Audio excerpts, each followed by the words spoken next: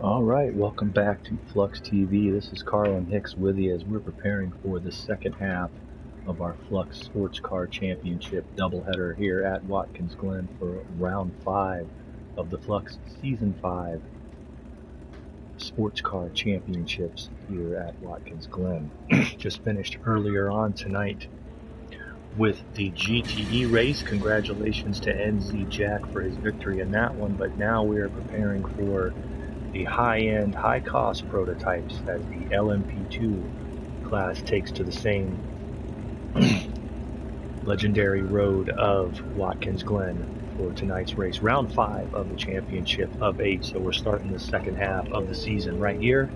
Let me get myself off the track onto the monitor as always.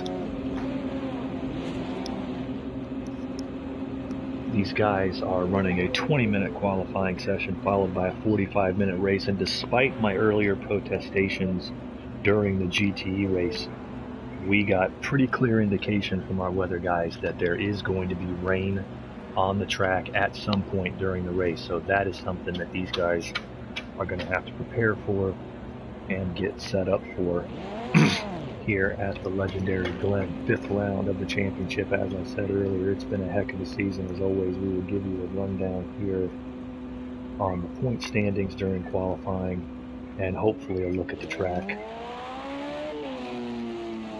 But as I said, little recap, those of you who weren't with us earlier on, the GTE's running earlier here at the Glen.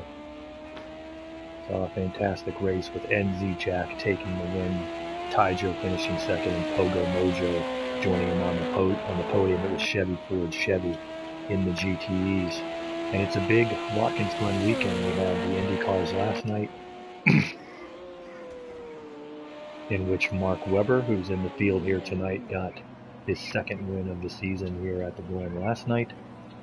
And then around about 8 hours from now, it'll be 8 p.m. Australian time, the Flux V8 Supercars Championship is here at the Glen this weekend. Those guys are preparing those V8 monsters in the garages as we speak back there for their race. Seen some of their test sessions this week, and that race is going to be a fantastic show. But as always, as you hear on Flux TV, going to give a rundown here of the championship as it runs through 4 of 8 rounds. Looks like at the moment only 8 cars in the field. Ignore that number 9. That's me up in the broadcast booth that hasn't fixed out yet. But hoping to see some late starters. LMP2 has had some smaller fields, but it has been ultra competitive racing. As we look at the driver's stats, currently leading the points through the first 4 rounds with 117. He's got a 19-point lead on second place. 35 points paid to the race winner is just fiddling right there. Everyone in the field with my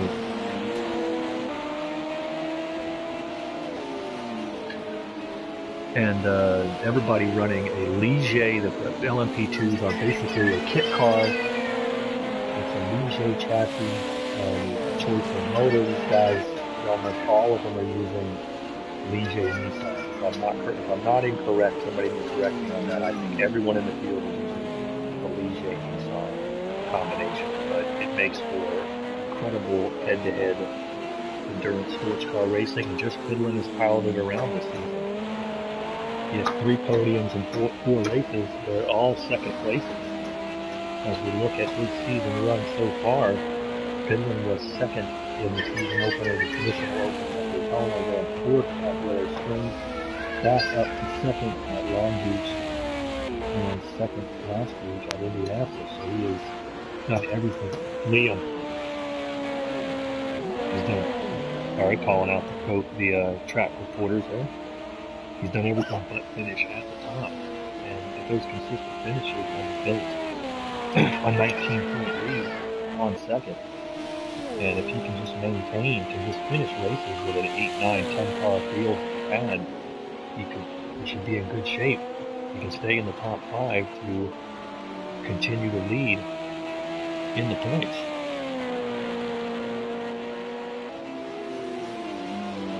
Second place the winner last night in the IndyCar race here at the Glen. That is Mark Webber from, not the Mark Webber, but a Mark Webber from Australia, and he has had quite an impact in his debut season of Flux competition. As I said, a couple of wins in the IndyCars, but here in the LMP2s comes in second in the points, 19 behind, just piddling. Webber took the win in the season opener at Daytona and followed it up with another win, his second in a row at Willow Springs. Did not make the trip to Long Beach for round 3, but came out and got his third podium of the season with a third last week at Indianapolis. So Webber has been very consistent, got his first 2 career Flux Sports Car Championship wins to start the season, and he is absolutely a contender here today. Started 4th last night in the IndyCars on the short course on this track, and drove it straight up through the field to a convincing win. All right, 3rd place in our points championship in the orange prototype, the number 12 of another Australian driver, Muttley, the longtime veteran. Just saw him slog around that Ford GT in the GTE race. He comes in 3rd in the points, 26 behind, just fiddling in the lead. And Muttley's season has gone as follows. He was 5th at Daytona, followed it up with another 5th at Willow Springs, a 4th at Long Beach, and a 6th at Indianapolis. So he has moved all the way up into the points lead, or into 3rd in the points, and has yet to get on the podium this season. He's had some good drives, as he said. He has 3 top 5 finishes, but just looking to get that next step onto the podium is Muttley, and right now still looking to squeeze a little speed out of it. And we're still early in the 20-minute qualifying session. 4th in the points championship, coming in another veteran driver, the American OGR Cat Guy in the number 51 Ligier Nissan prototype. Cat Guy 40 points back with a 35 point per race, so he's got some ground to make up in the overall championship. But he's the guy that can do it. He was 4th at Daytona. He did not make the race at Willow Springs, but came back to finish he was very happy with a 3rd place run at Long Beach, and followed it up with a 4th last week at Indianapolis. So Cat Guy has stayed in it, and you never know what happens. Damage, guys wrecking cars, DNFs. Looks like he slides off there here in qualifying, but Cat Guy coming in 4th in the points and looking for a chance to move up. 5th, meanwhile, is McToasty. We just saw him drive to I believe a 6th place finish in the GTEs. McToasty coming in 46 points back in 5th place. But he is fresh off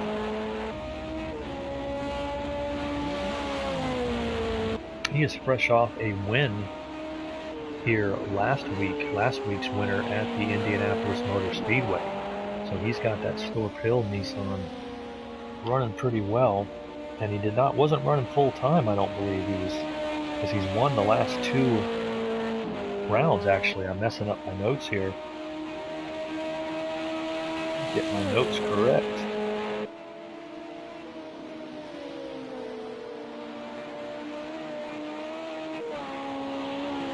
Yep, losing my notes here. My apologies, folks.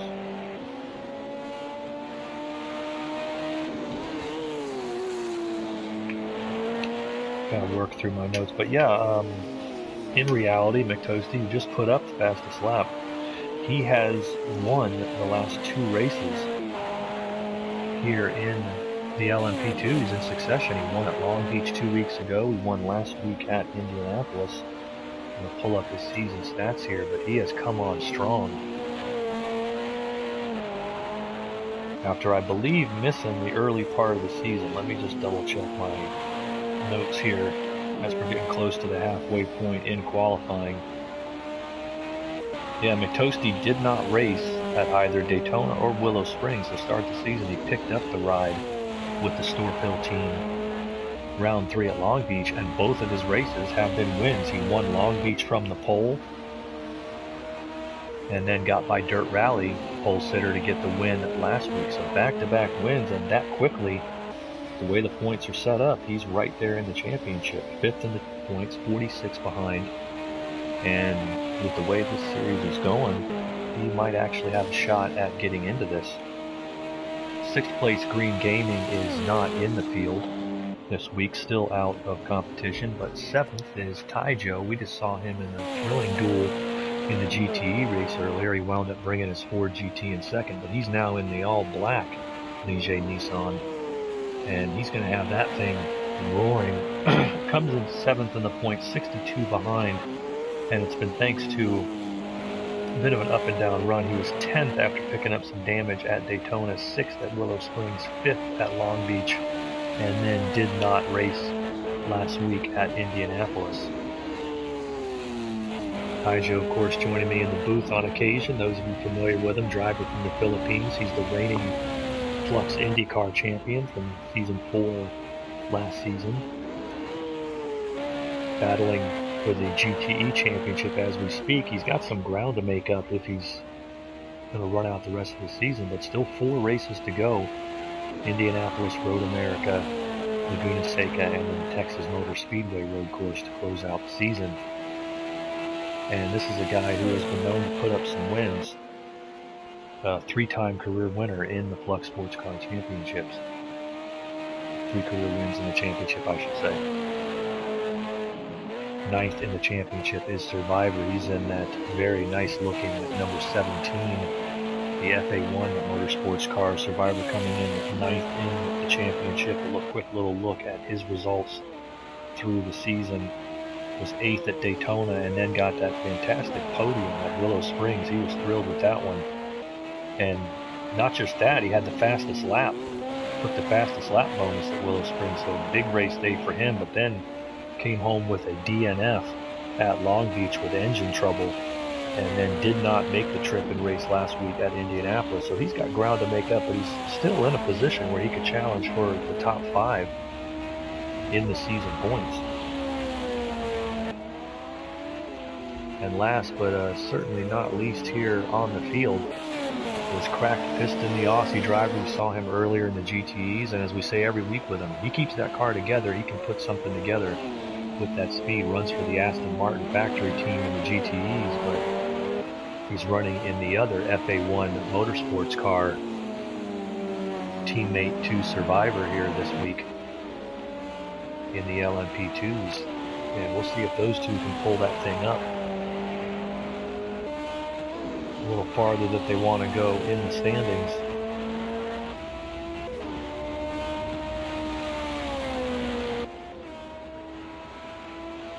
So we've had 2 winners this season, Mark Webber and McToasty. Mark Webber took the first 2 races at Daytona and Willow Springs. McToasty took the next 2 at Long Beach and Indianapolis, but despite that fact, they are not the points leader. Just Pidlin is the points leader. We got a couple of guys taking some grid penalties, going to lose a place on the grid,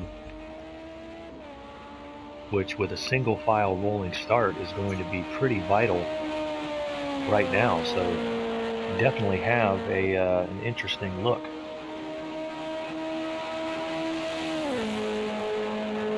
To how this race might go.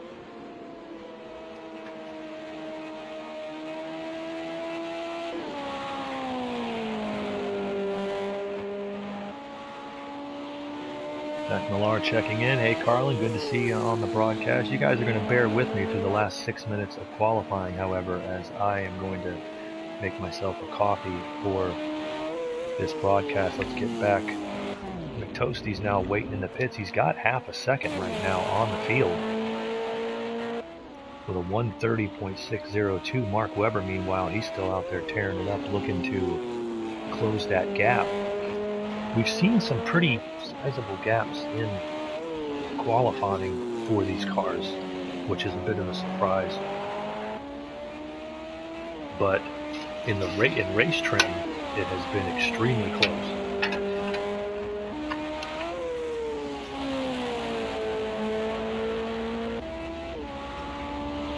The big question is keeping the car together. We've seen some terrific, a pretty clean GTE race for the most part, with the exception of the first lap wreck that took out Bruce Law. McToasty got some of that as well. But those who watched the IndyCar race last night, and it's on our YouTube channel on Flux Motorsport TV if you'd like to see it, there were some terrific crashes when somebody came up through the S's and had a problem, or somebody came up through into turn 1 and had a problem. We're running on the Grand Prix circuit this week, 3.37 mile, 11 turn Grand Prix circuit. That includes the boot.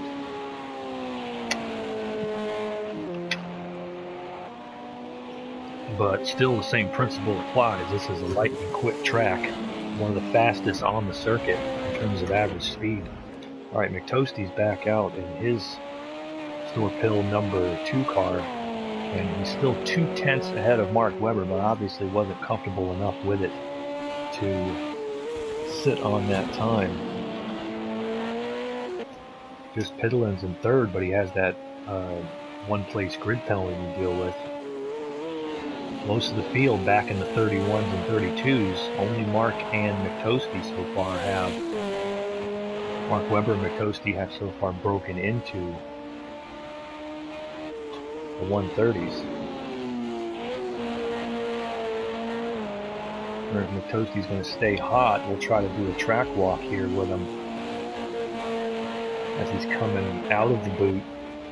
Now to 10 and 11, which will take him back on through the front straight.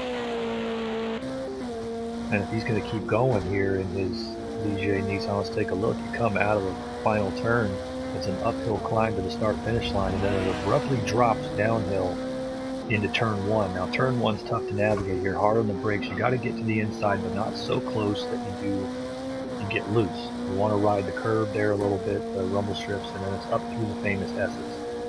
And when the car is working, you're going to be flat out in one of these, but you're probably going to have to burp the throttle when you're in traffic, aerodynamic upsetting. And it's climbing uphill super fast down to the bus stop chicane. These cars are just going to take it off the throttle, slide it through the chicane, and Toasty doing it brilliantly.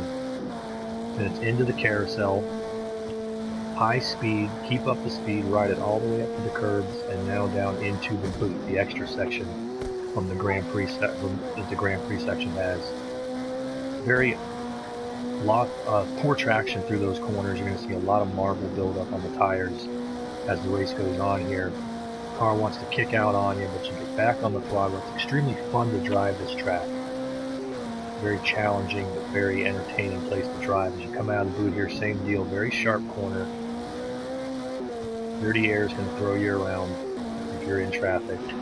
And then a very tough corner here. A lot of build up here as the race goes on. Car wants to slide back on the throttle hard. Down into turn 10. Another one wants to shoot you off to the right.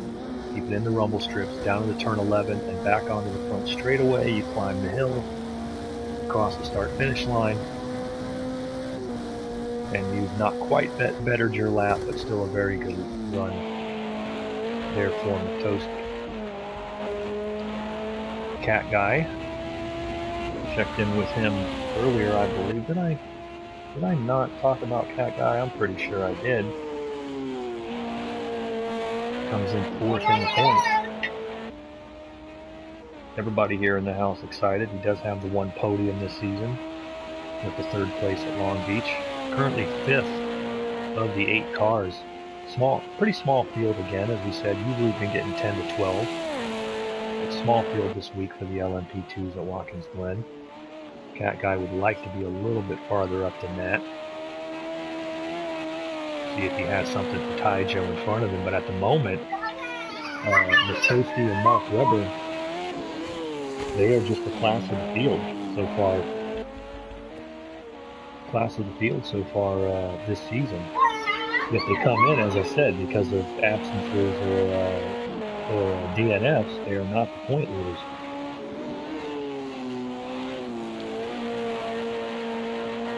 That belongs to just Piddlin, who hope to see a good race out of him today.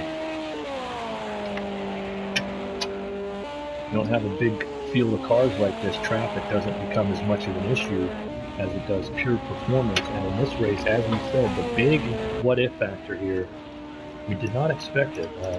all week long there was talk that there would be rain this weekend at Watkins Glen. We use live weather here in Flux Motorsport, and it turns out that GTE race, they said, okay, no rain. It wasn't raining, and everything was fine, but the rain clouds moving in as we prepare for the second race of the doubleheader, the second class. And it turns out that it looks like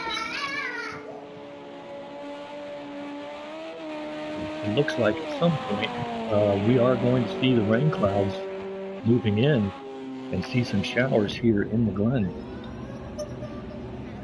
As McToasty pulls it back in. A lot of guys coming into the pits, I think maybe they might be retiring thinking they got what they can get. The track is identical to the GTE race earlier as far as the ambient temperature and the track temperature, but that's going to do it. All right, your final results for the qualifying, your starting order for Flux Motorsport Season 5 Sports Car Championship in Round 5 at Watkins Glen, the LMP2 class. It'll be McToasty starting on the pole with a blistering 130.602. He's won 2 in a row. Can he make it 3? All right, Mark Webber will be starting in second, two-time winner this season. He will be starting in second, representing the Australian contingent. Just Piddlin is going to take a 1 grid place penalty, so he's going to be starting fourth. It's going to move Taijo up to third. So Taijo will start third. Just Piddlin in fourth. Cat Guy will bring that car home to start fifth. Survivor will be starting in sixth. Muttley will be starting seventh, and Cracked Piston will be starting in eighth. All right, gonna take care of trying to get one of my trackside reporters in here real quick. So hang tight with us on the broadcast. If he was listed as online, it would be a hell of a lot easier to find him.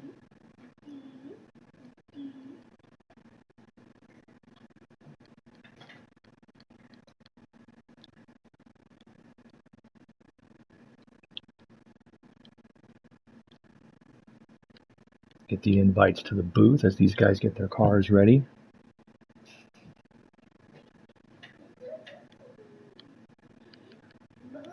But hang with me as we get the technical stuff sorted out here. Little man here is very excited about the race. He loves the LMP2s.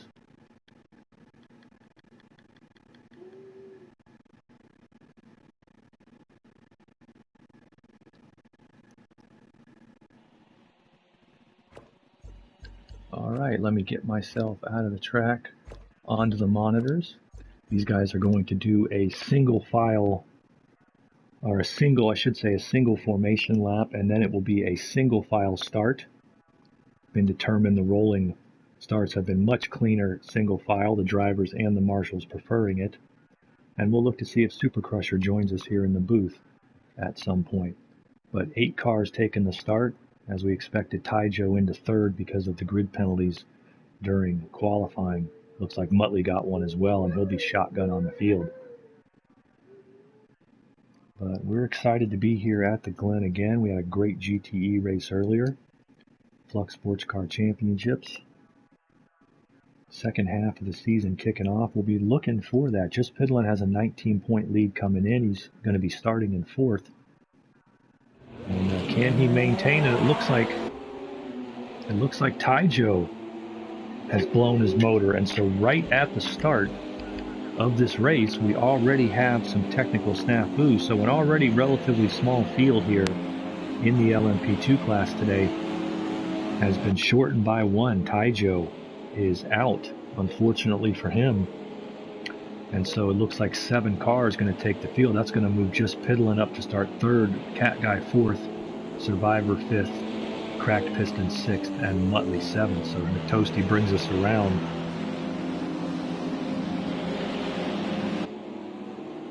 So a good chance. It's just one of those days, regardless of what happens, you got to get that car to the pits, get fixed, and get rolling, because you can easily gain quite a bit of points here in the championship. It's still very much up for grabs.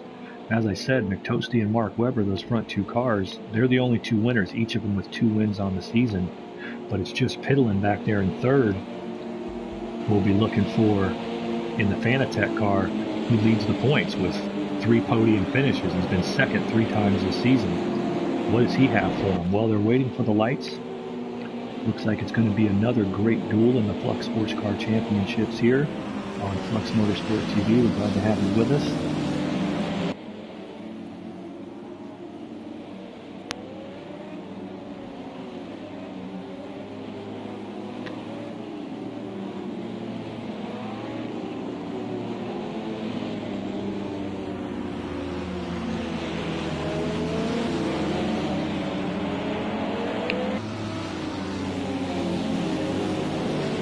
Got to head through the boot, hoping that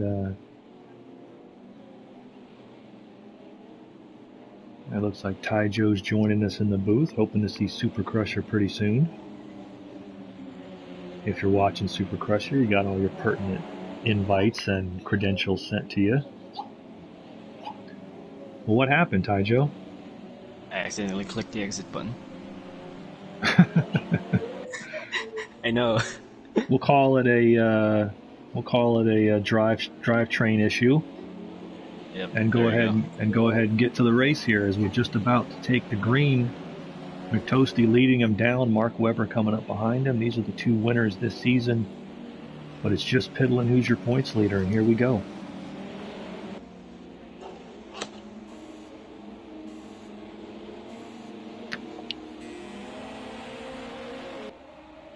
It looks like Mark, he decides to defend on the inside. Mark goes to the outside. It looks to me, it looks like he slides off. McToasty slides off on the inside, and like I said during the earlier track walk, folks, you can't get too close to the inside in turn 1 because it makes the car loose. And Mark Webber took advantage of it. He shoots to the lead, just Piddlin's into second. McToasty did a great job of saving that thing. I don't think he hit anything. Car looks fine to me. Yeah, he did a great job of saving that, but that's 2 races tonight here at Watkins Glen. He started on the pole and had a problem right off the start. Nonetheless, he gets it back under control. Now's as good a time as any to get on my chase cam, move our way up through the field. Looking on board here with McToasty back in 3rd, as he's just going to try to pull it back together and make that run. What do you think about that start, Ty Joe? I think it was pretty clean, but apart from McToasty with that little hint of oversteer on throttle in turn 1, probably didn't anticipate it. I might give your mic a little more volume, if you can, Ty Joe. Like right, in the settings, just a little bit. Yeah. Super Crusher we have with us. Good to see you here. Daytona winner in the Indy cars this season. So we got 2 trackside reporters with me. I don't know if you can hear me now, Colin. I got you. Alright, gotcha. Let's see where they're battling. Looks like 4, 5, 6, and 7 right on top of each other. Cracked Piston, Muttley, and Survivor. 5, 6, and 7, I should say. Cat Guy's falling. Down to last. It looks like Cat Guy's falling a little bit back, about 1.5 seconds behind the front 3. But right now, it looks like McToasty's trying to make the move on just Piddlin. They're battling for second. And if they do a whole lot of that, Mark Webber's going to get away. Yeah, you can't get a run on these cars. Like, no way in trying to pick up the toe and making a move in this track. I mean, especially in these cars where they're just meant for running on their own. Super Crusher, both of you guys, I could pose the question to both of you, but I'll ask you first, Super Crusher. You were in the IndyCar race last night, and Ty Joe, you were in both the IndyCar race last night and the GT race earlier. What can we expect to see in terms of the track build-up and the track change? Well, Kyle, this is... Oh, sorry, you go. No, you get Ty Joe. Alright, so this is completely different, because in the forecast, it's gonna rain. It's gonna rain. I was just gonna say, I was waiting for you guys, which one of you would say, well, all the track build-up's gonna be out the window, because... Crack piston, big slide. Oh, let's check that out. Second last corner. He held on to it. Good job. Hell of a job. I don't see any damage there. This back half still battling. Only 8 seconds between the field working lap 3. We saw 27 laps in the GTE race. These cars lap. Oh, crack piston on the wall. Exit of turn 1. Yeah, he's having problems already. He had several trips to the pits before retiring in the GTE race, and it looks like he's banged up that Ligier Nissan as well. Falling to the back of the pack. Let's see if he can keep it together. Well, they're still racing, but like I said, yeah, we know the rain is coming. You don't know when, but you know the rain is coming, and that's, you know, it's going to wash away any of the marble buildup. We could see it during the GTE race and in the IndyCar race, quite a bit of the marble buildup. Now, my supposition was that this being high downforce cars with a real soft tire compound, this race was going to be the worst of all of them in terms of the marbles. But you're both going to give me the same answer. The rain's going to wash it all away. Right? Am I right? Yes, it does. And the guys will never know. Even I wouldn't know the grip level when the rain starts to hit, because you know when the rain starts coming, the raindrop starts coming to the windshields, you don't sort of feel it at first because you don't see the rain, you feel it, and yeah. Just Pitland just crashed into the pit wall. Oh yeah, I just saw that with back. We saw those go flying, and yes, he took a major hit. Did he get pushed into there? It's tough to see. Was there Just lost contact the with back somebody end. else? Wow, That is a big shot, doesn't it? and that is the points leader, folks. Came in with a 19-point advantage, and right there, just 5 minutes into the race, he's got to come in and pit that number 69 Fanatec Ligier. Wow, That looked horrible. that was the as water bad a barrels are crash. all over the track. Oh yeah, that was as bad as you're going to see. Cracked piston already on the pit lane getting service. That's going to be a long repair, I got to believe. But You he's guys got gotta have to be careful in the final corner, because when you hit those things, they will cause you damage. And we'll see. We've got Mark Webber, the leader, coming through right now. But wow, that was the points leader, and now he's really got to get that thing fixed and try to get everything he can to lose his, you know, try to still leave here as the points leader.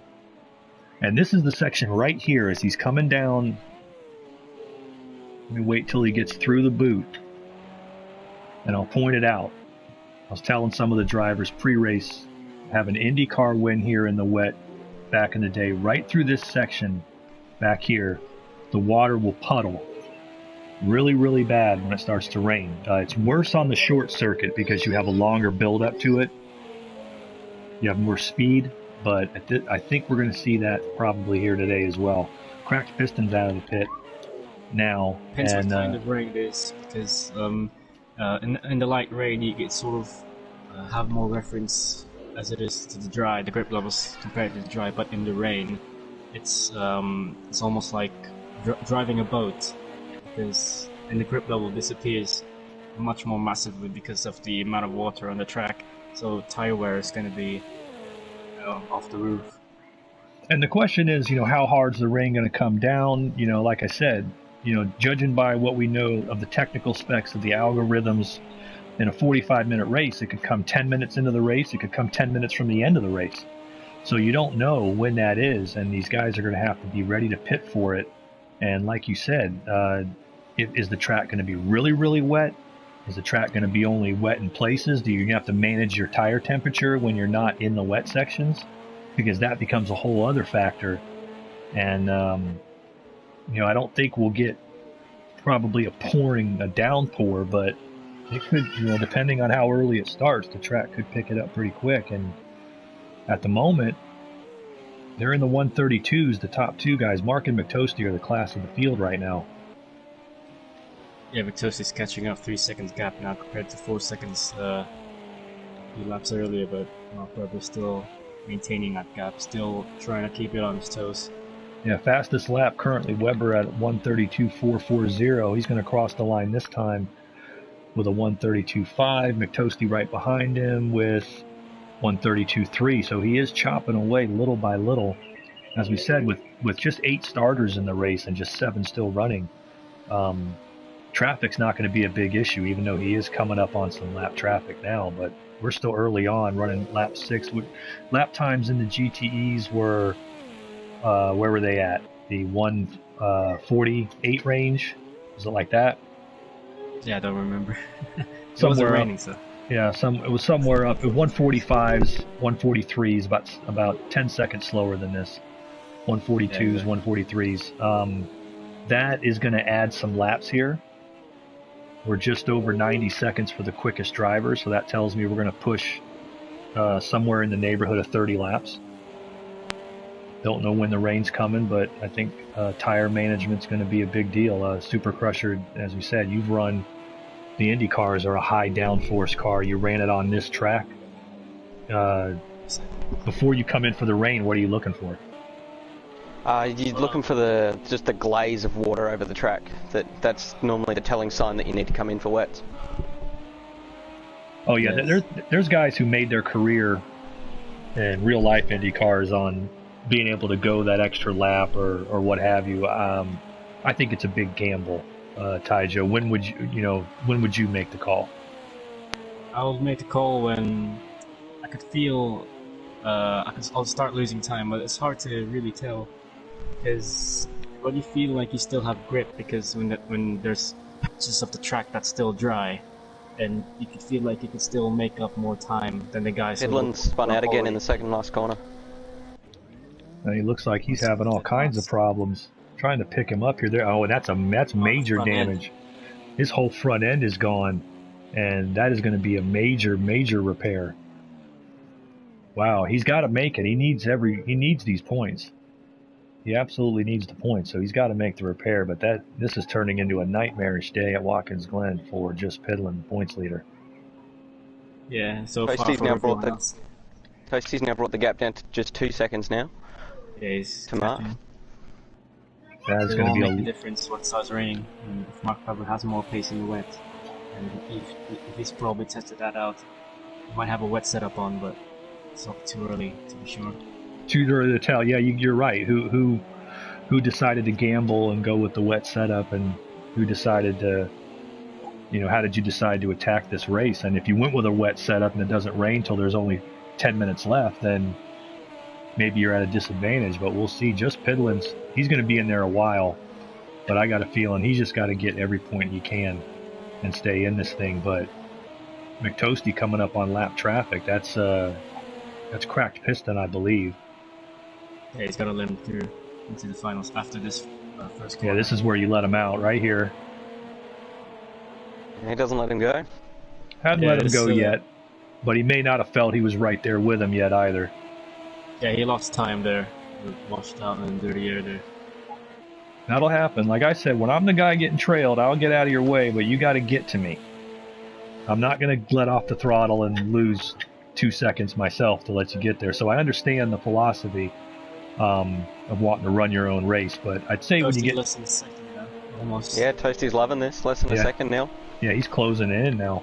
Good time to get on board in the cockpit of the Ligier Nissan of McToasty, as he was a second quicker last time by, as Mark is starting to deal with the lap traffic. Yeah, it's really hurting Mark. These LMP2s are not meant to follow very well. And they have a lot of canards, a lot of aero wings and parts that really make the dirty air really tough for the guys behind. Yeah, I used to find the LMP1s to be very, like you could catch somebody, but you couldn't quite pass them. The thing is, though, you might have an equalizing factor here, is that cracked piston went around, but McToasty here he nearly got it, but McToasty here has to deal with the same thing when he gets up to Mark. Yeah, the adrenaline's pumping from McToasty early on, but he has to know that it's still 32 minutes, and I think he's already smart enough to know that, and he's already brought that gap. Yeah, he's already relieving the gap now as Mark Webber's being released from cracked piston. Check in on Cat Guy. He's about 8.5 seconds back. He's lapping 133.3 that last time. He's actually right there with the leaders. Oh, I think Cat Guy's slow in the shape. He's having more problems here. It looks like he's getting it up to speed. They rebuilt that thing. You got to give that Fanatec team a ton of credit. They've done some extensive repairs on that car, and he's only leading lap is 9. He's only 2 laps down, so really, I got to give them props. Wow. look at the penalties now. Cat Guy has a 1-second penalty, Survivor 3 seconds. That might be from track limit excursions. That's what it appears to me. More than likely would be the bus stop. I think that's what got you in the GTE race, Taijo. Yeah, it did, and it's so tempting to just cut the grass more, or cut more of the curb, so you can straight line your racing line as much as possible, or carry more speed. And that's what's tempting. You see those marbles flying as they come out of the boot right there. The track is really starting to dirty up. Starting to drizzle now. This will be a deciding factor. Oh, Mark Webber pits for wets. Mark Webber pits immediately. He doesn't even wait. Right as soon as the drizzle starts, it comes 15 minutes in. He's going to pit immediately. So we're going to keep an eye on him, see where the gap is when he comes out, because McToasty is going to do at least another lap. And McToasty must think, I have to, what's that called, overcut or undercut, when the guy... Overcut. Yeah, okay. McToasty thinks he could overcut Mark Webber. If the rain doesn't get any worse than this, he could still get probably the same pace as he did last lap before it was dry. And yeah, all he has to do is keep it on his toes, but at the same time, try and push hard. Because Webber coming out will have very little grip when it comes to the wets. The tire deck is very awful. It takes a long time for the temperature. It takes a long time to get him up to temperature, and you can definitely take advantage here. We'll assume he might be coming in too, but we don't know. It's still dry, and then it's he's not on the preferred tire to which the surface is suited to. So he could have pitted too early, let's say, but it's too early to tell. He might bend the wets up before they're needed. That's a good point. I was just going to say that, Super Crusher. You called it. It's we'll see if McToasty comes in. Mark cycled back to 5th with the pit stop. He comes out, Webber comes out 39 seconds back, so a good pit stop by that team. Ooh, McToasty off the McToasty throttle slides there. a little. Is he going to go in now for the wets? Yes, he is. He's in. All right, now let's keep an eye on him versus Webber. We know that Cat Guy, we'll see if Cat Guy and Survivor come in, but we know that Cat Guy, if he doesn't come in, will pass him. Cat Guys are going around. Webber's had a good in-lap now compared to McToasty. He slid off in the final sector, but let's see if this all plays in the favor of Mark Webber, who's coming on the final sector. Mark Webber's coming through the last Guy part could be in a really of the boot. good place. It might be. If he can keep that thing up to speed. He was 135 the last time by, though. That looks a little slow to me. Yeah, but let's see now, compared to the pit stop of McToasty, I don't know if he's picked up any damage, but that takes about potentially a few seconds. But all right, here comes Mark. Mark's coming out. McToasty's rolling. It'll be close. Yeah, I think Pushing McToasty's it. got it. Yeah, he's got him. I think he's got him, Yeah, but by a long margin. he doesn't have tires up to temperature. Mark's gone off. Kept it together. Held on to it, but yeah, McToasty went from what, a second down to 3 seconds up, so he had a 4-second swing by staying out that one lap. Yeah, that gamble didn't pay off by Mark Webber, but you know, it was a good try, but I can't blame him. He saw the rain right as he came up to the pit line and said, "That's my signal."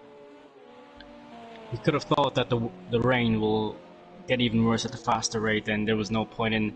Ooh, McToasty's off, and he's bouncing that thing around. Yes, he is. But let's take a look up at front. We're going to wait and see what Cat Guy and Survivor can do. They're the ones who have waited. Let's see if Cat Guy comes in now. Still not yet at halfway. Yeah, Cat Guy's going to come in. Survivor now taking to see if he comes in as well. He was running 8 seconds back from the leader before the cycle. Before the cycle of pit stops. So we'll see if he gained or lost. He was about 8.5 seconds. Yeah, it takes about 40 seconds for a pit stop here, so they'll definitely jump both of them, or on the dry tires. Oh yeah, they'll definitely pass him. I'm just looking to see, does the gap get any better? Cat Guy was 8.5 seconds off the lead before they pitted, and the question is, does he stay anywhere near that here coming out? And I think he's just now leaving. Yeah, he's just rolling now, so we'll see where he gets. But meanwhile, back up front, McToasty's got the lead. He's got 2.5 seconds now on Mark Webber, who you're just going to see coming up right there as they head into the S's. But with the rain steadily falling now, it's not a downpour, it's just a light shower at the moment. These guys are all coming in for wets. Yeah, these guys are probably feeling it right now, the track getting slippier and less grippy. Cat Guy lost a little, but not much. He lost about a second and a half, so now becomes the question, Ty Joe. He only lost a second and a half, but he's got 2 laps better tires than these guys towards the end of the race. Yeah, I think Cat Guy's got the better condition of tires because Mark Webber, compared to him, he went out when it was still a little bit dry, and you do not want to run wets on a dry because it will degrade the tires. You'll do 10 laps worth of wear in 3 laps if it's dry. Exactly. Easily.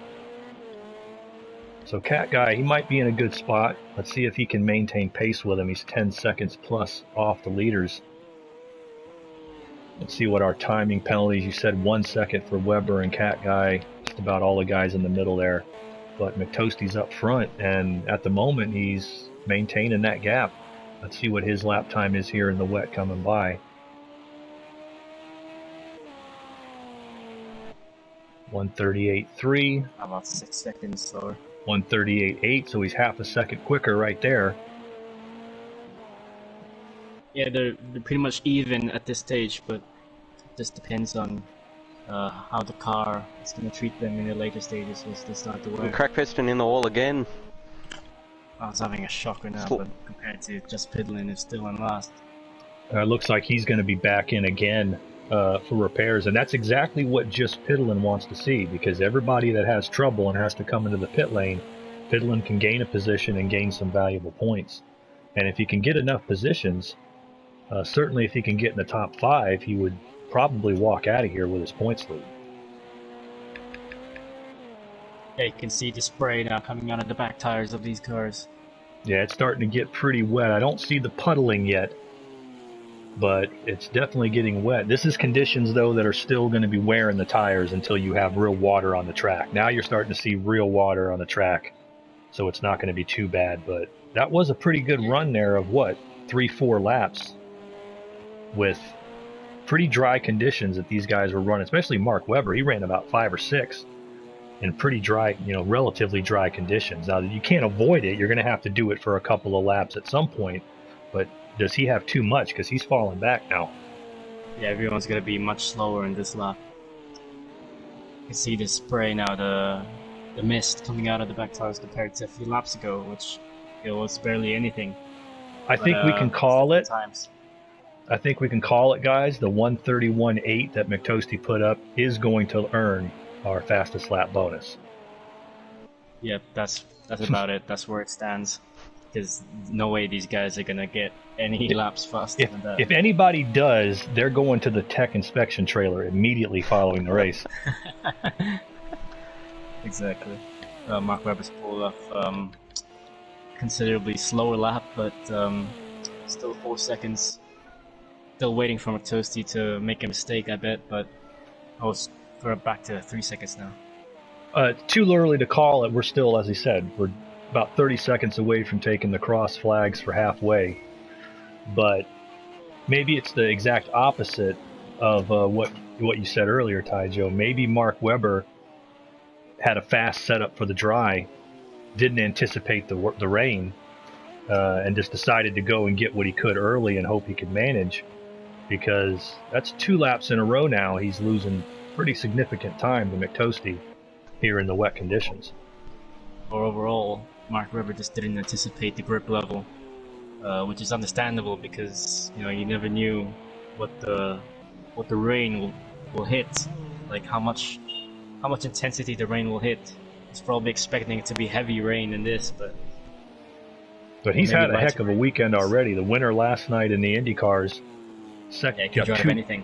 Yeah, got 2 wins in that series. He's got 2 wins here in the LMP2s for the the Flux Sports Car Championships this season. Season 5 he's definitely been the most outstanding rookie here in Season 5, no doubt. Yeah, that maybe that experience comes off to play in open lobbies, but he's definitely a contender to be one of the greats out there in this league. Yeah, he's definitely shown it. Another Australian driver showing those wheel skills. Super Crusher. They put something in the water down there. Kangaroo juice makes us go faster. There you go. It's like us. It's like us Florida boys growing up in Florida. We can play football, American football. Doesn't matter whether you're playing on a sand lot or whether you're playing in the college stadium or the pro stadium. They can all do it. It's just one of those things. The Aussies. I'm a big fan of. I'm a big fan of all the Anzac drivers, the Aussies and the New Zealanders, because as an American sportsman, I appreciate the similarities between our cultures. We're both colonies of the mother country, and big V8s.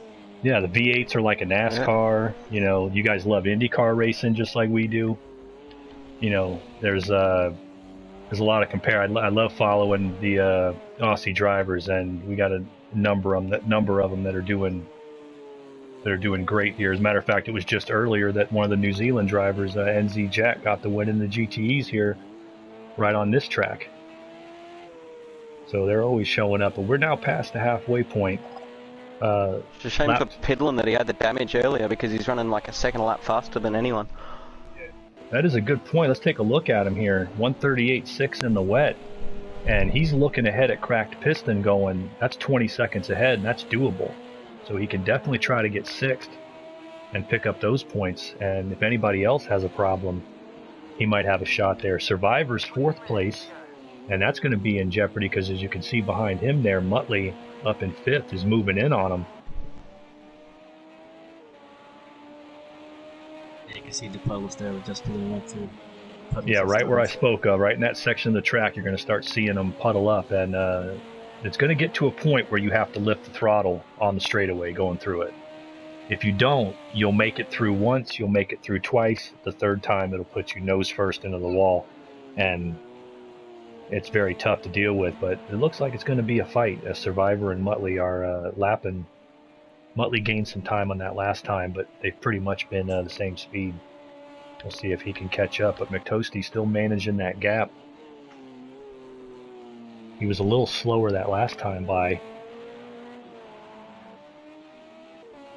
Maybe Mark finally got that thing together and got the balance the way he likes it. Maybe he can make a run at him. He's still far from over. 19 minutes of the 45-minute session. Running lap 16. In dry conditions, we were expecting around 30 laps. I'm anticipating with the slowdown, we may get to 27, 28, 29, somewhere in there. But these guys still have to manage those tires pretty hard. So puddle spots, I think potentially will be like looking at McToastie now, where he's going through up the S's now. In the apex for that next corner, that next flat left, there's going to be a puddle in the inside, so try to keep to the middle of the track while you're doing that. And then no puddles, as I've experienced so far in the bus stop with the apexes, so you can take your normal racing line. So yeah, he's got through that. He's clipped both apexes, so, and no puddles here on the inside for some reason, because you run outside anyway. He seems pretty comfortable. Get very sleepy. Yeah, he seems pretty comfortable in it. Let's get on board here with Mark Webber in the cockpit and see how he's feeling it out in his Ligier Nissan. As we said, winner twice this season in Daytona and Willow Springs. Seems to be pushing now, slapping faster than McToastie. It was 3/10 quicker that last time. Let's see what they get this time. He's coming through one of the toughest sections of the track here in these conditions, in the boot. And as you come through here, that's going to be very, very difficult. Yeah, you have to stay on the outside there. There's a puddle in the inside, and you don't want to mess that up. This is a tough spot, getting out of the boot right here. Got to slide it, and then up here is where you're going to start seeing the puddles. Yeah, there's a puddle in the middle of that straight potentially, just as he's coming across it, and puddle in the inside there. Turn 10 has one, yeah. And he's playing he's pushing that car real far to the outside. McToastie ran a 139.8. Mark Webber 139.6, so he's still gaining little by little. I wonder if Toastie's just trying to save his tyres till the end. Get Mark to use up all of his. I have spoken about that in broadcast before, and guys have probably heard me say it, but it's speaking from McToasty's perspective as we're looking at his car. I've been in that situation, and I'm looking at a guy and I'm thinking, we're the same speed. Maybe he's a little bit faster. Maybe he's 0.2 faster than me. And I'm looking at the math, and I'm doing the math, and I'm going 3.5 seconds at 2 or 3/10 a lap. I feel pretty good about that. But if I look at the numbers, and I'm like, he's probably going to catch me. I don't know if he can pass me, but he's probably going to catch me. Then I'll tell myself I can either push hard, and he'll gain 0.2 a lap, and he'll eventually catch me with 5 laps to go, and then I have to race him with both of us on shitty tires because we, wore him out with 5 laps to go. Or I can ease off. I know he's going to catch me. I can cruise, make sure I'm going quick enough that he doesn't know I'm easing off, and he keeps pushing. But once he gets within a second of me, Muttley going up the inside of Survivor into the bus stop. There he goes, looking for the pass. Yeah, he's got it done. Got it done. Great job by Muttley. Moves up into 4th place. But basically, like I'm saying, just wait for him to get to you. And if you manage the tires right, you're going to have more than he does when he finally gets there. The only difference is instead of with maybe 5 laps left, he catches you. Now he catches you with 8 or 9. So that's all it is. It's a matter. It's what's called racecraft. The ability to know the inside strategy of what's going on, and McToasty's one of those guys who is as good as any at that. But these two are still battling. Glen is looking to unlock himself. Yeah. Trying to go out the inside, it doesn't work. Still trying to make it harder for them, but the thing is, the guys in front of him are on the leader lap. Probably a few laps. Oh, just peeling a bit off there. Almost went into a half spin, but he's caught it. Took a little slide. Let's get on board with Survivor and see what he's seeing. Another slide from Pidlin. Ooh, he's having trouble. In the cockpit now on Survivor in 5th place as he's chasing Muttley, and look at that spray. How do you guys feel about that spray when you're driving behind that in a race? It depends what camera view you're using. If you're using cockpit view, then you're pretty much you're a real man. That's what you were going to say, right? Yeah. Also steal it. Yeah. That's how I'd like to drive it. I like to be in the cockpit. I used to do a bit of the exterior mode when I was officiating races I was driving in, but yeah, this is crazy. It's tough to see because he's got to get close to him, but that spray just makes it extra hard to, plot your lines out. And Muttley just got by him, and it doesn't look like Muttley's blowing him away right now. Yeah, Survivor still has a chance, and Muttley's washed out a bit wide there, but allowed to Survivor to get a little bit closer. As you see Survivor steering input, he's steering very, very hard into the corner, as it suggests a controller player, let's say. Yeah, he's working that car. He is absolutely working. Whatever he's holding, it's doing a job, and he's staying close to him. Let's check back in up front and roll our way down. McToasty still lapping right around the same speed. Yeah, working lap 20. In terms of speed at this point, it's just a matter of time to see who's going to push first, who's going to say, alright, I'm going to hesitate and save my tires more and let you use up yours. And cracked pistons back in the pits again. And that's going to move just Pidlin up into 6th place. Yeah, it looks like cracked piston as he hits the pits, maybe having a gearbox problem, and that is going to move the points leader just Pidlin up into 6th, and that's why he made those 2 stops for repairs, because he is picking up points every time somebody has problems around him, and that's what you got to do to win a championship. Taijo, you're a guy who won the IndyCar championship last season in season 4, and you did it without winning a race, and that's how you do it. You're consistently on the podium, you're consistently in the top 5, and when you have a bad race, you still get it together and get what you can out of it, and there he is. Yeah, that's really the what it makes up for the mentality and the mindset. If you have too much pressure onto you, and when I won the championship last season, I thought I could win this one, and that put like so much pressure into you, and more potential for mistakes, and I didn't expect it to win in my rookie season, but somehow I did anyway, just trying to keep it on the road. I'll tell you a story, Taijo. I ran in the previous sanctioning body before we merged in here at Flux. I ran 15 seasons of competition in a variety of series, but for IndyCar specifically, I became the Elio Castroneves of IndyCar sim racing. I won more races than anybody else in that league in the IndyCars. I won 3 Indianapolis 500s in the 15 that I ran in, more than anybody else.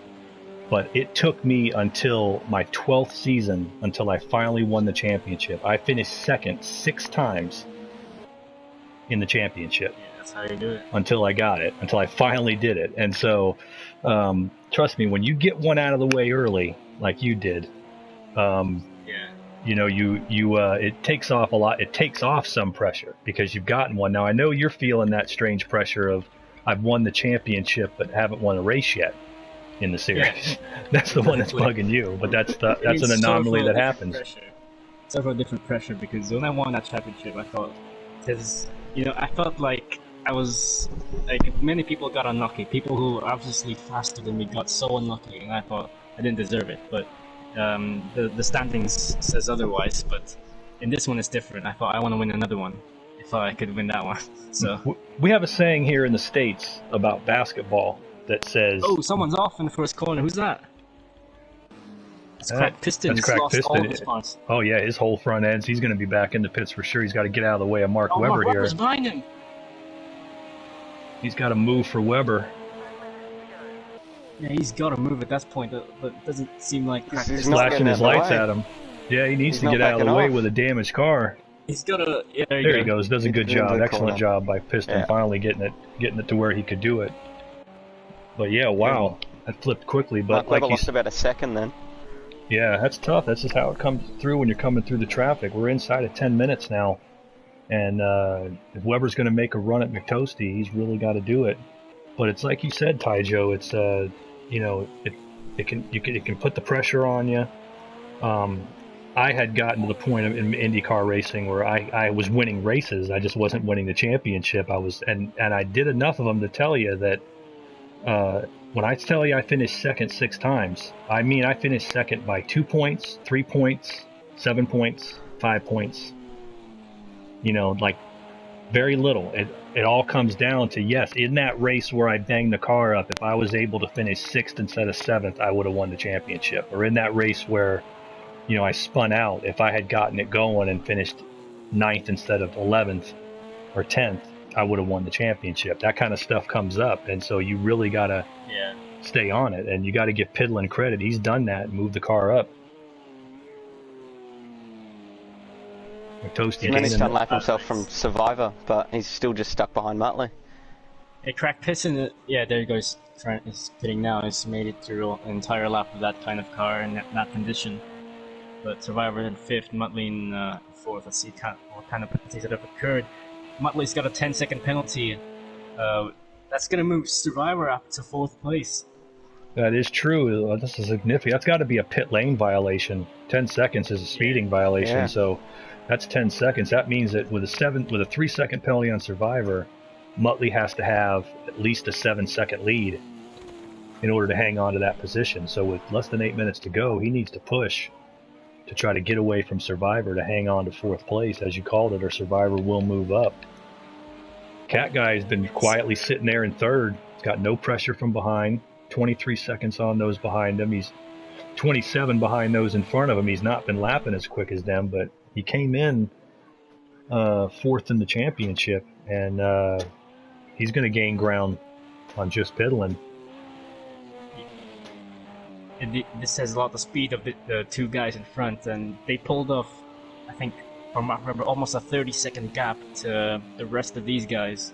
But Muttley in the same lap as Survivor is Muttley trying to pull off away from Survivor, but Survivor's about the same pace as Muttley, if not even faster. But there's about 4 seconds between them at the moment.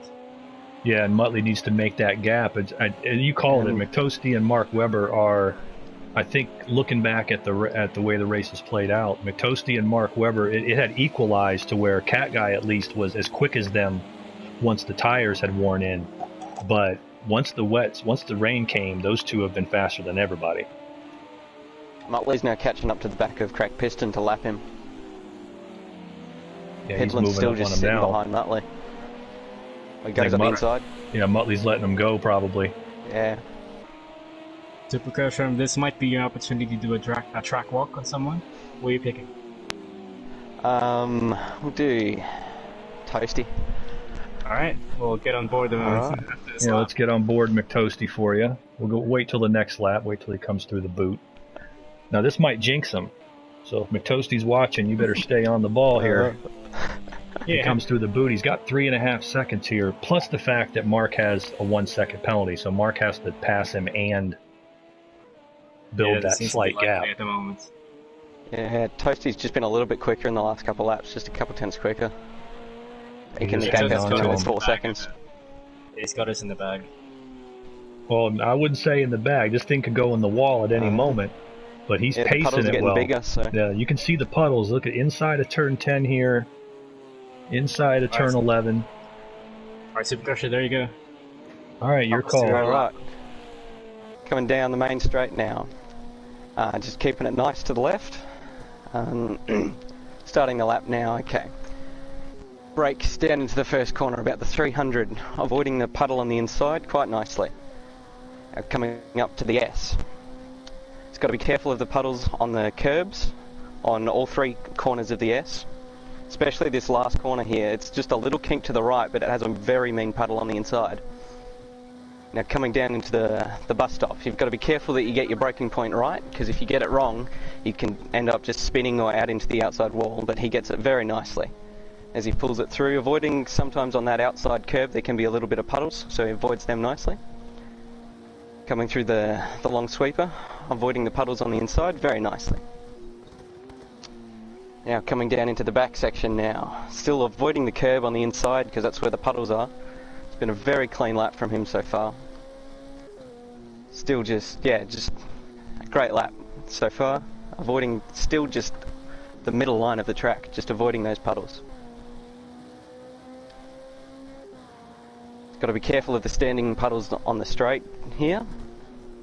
He's doing a very good job. Just avoiding the curbs on the inside and the outside. Don't want to hit the white line either, because that can make you spin out. Little slide in the rear end there, but manages to hold it quite nicely. Coming through the second last corner now, got to avoid a big puddle on the inside there. Careful not to run too wide on the outside and get a penalty. Avoids the puddle on the inside of the last corner very nicely, comes up to finish the lap. Yeah, but Toasty in the entry in the final corner took a bit of grass there to try to widen the entry more, because just to avoid the puddle that's accumulating in the inside. Yeah, turn 11 has a vicious puddle in there, and you're right. You want to stay out of the puddle, but you're also risking it going up near that grass. So it's something you can't avoid, especially as the water builds up, and that's why I say I don't care that it's a 4.5 second gap here with 3 minutes to go, and we're probably into the last 3 or 4 laps. This could go south at any time for anybody. Yeah, but it's probably too late right now for the track to start drying up, as it's still drizzling in the track, so no chance of the track drying up at this point. Oh no, it's going to stay wet. Everybody's going to stay out in the cars. It's just a matter of keeping it going. The tires are old. These guys had to pit pretty early. It started raining at the 30-minute mark, so these guys have put 15 laps on these rain tires. And like you said, we've seen guys in the lead spinning out of the lead. Just piddling slow. He's going to have to pit. I think he's going to. No, he isn't. He's going to stay with it. He just wants to get that position and pray to God somebody else has a problem. He might even be able to get a top 5. Looks like he's hit the front of the car because his windscreen's smashed, so... Yeah, he's got a crack in the windshield, absolutely. Survivor's still managing to stay within 4 seconds of Muttley, and if Muttley doesn't open that gap, Survivor's going to jump him for 4th place. Be a pretty good day for him, all things considered. Yeah, fuel saving was out of the window in this race, considering most of these guys probably pitted or dropped a bit of fuel there just to make sure it gets to the end, and they didn't have to fuel save for this one. Yeah, no doubt. No reason to save fuel in the wet. You're going to get better fuel mileage. You're going to have to make a pit stop. I mean, I imagine some of them maybe even took a splash of fuel just to make sure they had enough to get to the end. But Now 5 seconds the gap between Toasty and Mark, so Toasty's just pulling that out now. yeah, looking at Mark now, he was 4/10 off last time. I think his tires are old. Mark had, as you said, Mark came in a little early on a drier track. He lost 4 seconds on the exchange of pit stops, and considering they've been, coming and going, but overall the aggregate probably the same speed throughout this whole race, you have to say that the pit crew may have won McToasty this race.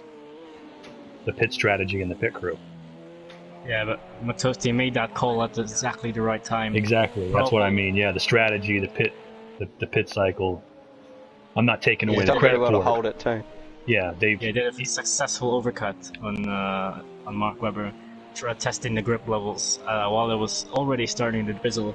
And he thought, maybe, this is dry. This is still dry towards the end of the lap, and after this one, it's going to get worse after I pit. And gonna be Mark Webber, he's going to be taking the white flag here for the final lap, and you called it. It was the time he called the pit stop. It was the service on the pit stop obviously was perfect. He gained 4 seconds there, pitting a lap later, and that shot him from a second behind out to 3 seconds in front, and he's pretty much been there from the very beginning, and or ever since, I should say. And you love those races. I mean, whether you pass a guy on the track, but when you win it on strategy, those have a special kind of feeling. And it wasn't that Mark Webber did anything wrong. Like I said, he came off the final corner and the rain started, and I would have been thinking the same thing. I'm going to get the jump on these guys. It's a gamble. It's a gamble. It just didn't work out, yeah. But as it is, he's coming into the boot now. McToasty going to pick up if he hangs on, he'll pick up his 3rd consecutive win. Crack piston is the problem.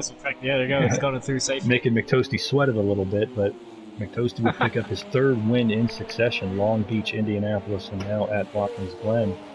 And would also, believe, would be his 3rd career win in this class. Yeah, he's driven smartly as he usually does. Piddling in the wall again. Yeah, he doesn't want to concede the day. He doesn't want to pit now because he's going to concede the position to Crack Piston, his car's probably in a better condition. And just piddling doesn't want to risk a 2-minute pit stop. No, I'd go ahead and roll it around as it is and just get my 6. But here comes McToasty around turn 11. He's going to bring it home. 3 straight wins in the LMP2 class for McToasty here at Watkins Glen. He is your LMP2 winner.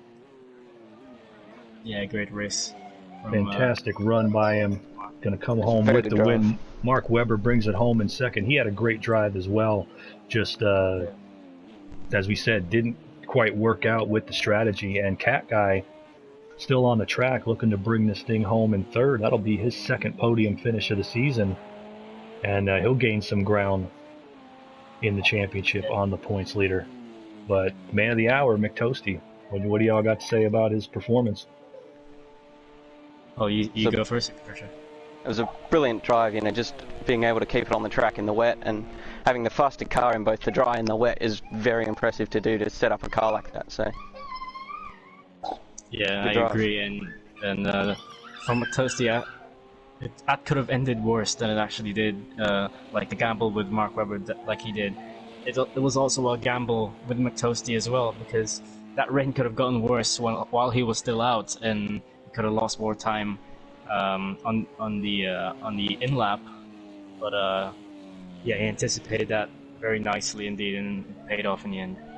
Well, I've often said to drivers when I was running a team and building up strategies for guys, I tell them there's not really a right or a wrong strategy. There's just do the circumstances fall into place for the one that you picked, and it definitely did that. And there is your final results here.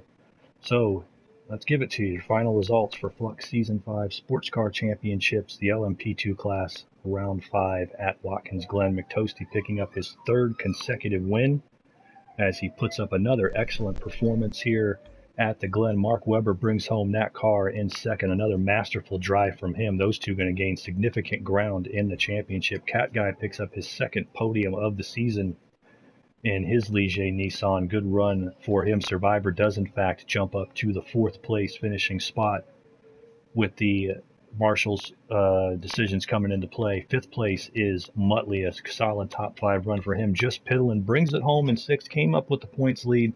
Got to give him all the credit in the world for fixing that car, staying on the track, and he was very quick in the wet, so you got to wonder what would have been. Nonetheless, he finishes in sixth. Crack Piston's going to drive it home in seventh, and we had Ty Joe in the DNF column. So another excellent performance. Another excellent race here in the LMP2s. We're about 7 hours away when the V8s are going to roll out here for the Flux V8 Sports Car Championship here at the Glen. And be looking forward to that one. Any final thoughts, Tyjo? Well, I'm glad I was here in the commentary box instead of out there, because that could have been horrid for me. But yeah, glad to have you here, Super Crush, as well in the commentary box early on. And yeah, great performance from the top two, and they're really a class of their own. Pulled off almost a minute gap to Cat Guy and the rest of the field. So yeah, it shows the speed and the continuity, and yeah, the way they set up these cars is very impressive. Super Crusher, final thoughts? Cat Guy drove quite a lonely race, but it was quite a good drive from him to just know that he wasn't faster than the top two and not push it to try and catch him, but just bring it home in third. He was like a petrol car at Le Mans against the diesels. I'm going to be the best in class. I'm going to finish in third and get my podium and fill up some points.